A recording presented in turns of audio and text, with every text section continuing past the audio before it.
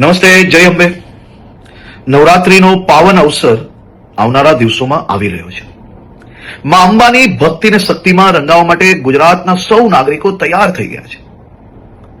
નવરાત્રીના આ પાવન અવસરે સૌ ખેલૈયાઓ દિલ મૂકીને માં અંબાની ભક્તિને શક્તિમાં રંગાઈ શકે, ગરબે ઘૂમી શકે તે માટે ગુજરાતના મુખ્યમંત્રી શ્રી ભૂપેન્દ્રભાઈ પટેલના માર્ગદર્શનમાં ગુજરાત સરકારે છેલ્લા અનેક વર્ષોથી નવરાત્રી મોડે સુધી રમી શકે, સાથે સાથે મોડી રાત સુધી નાના નાના વેપારીઓ, ફેરિયાઓ અને જે લોકો દરરોજ આ કામ કરીને એમનું પરિવાર ચલાવે છે, તેમનો ધંધો રોજગાર ચાલી શકે તેની બી ચિંતા કરવામાં આવતી હોય છે.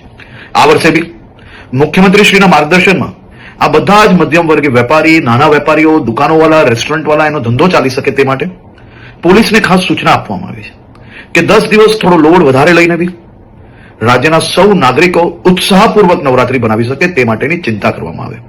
સાથે સાથે સૌ ખેલૈયાઓ અને આયોજકોને બી વિનંતી છે કે આપણું મ્યુઝિક, ડીજે, બેન્ડ આ બધું આપણા જ આજુબાજુમાં રહેતા લોકો, અગર હોસ્પિટલની બાજુમાં આયોજન કરતા હો તો ત્યાં આ બધી જ જગ્યાઓ પર લોકો બીજા જે ત્યાં રહે છે તે હેરાન ના થાય તેની બી જવાબદારી આપણી છે.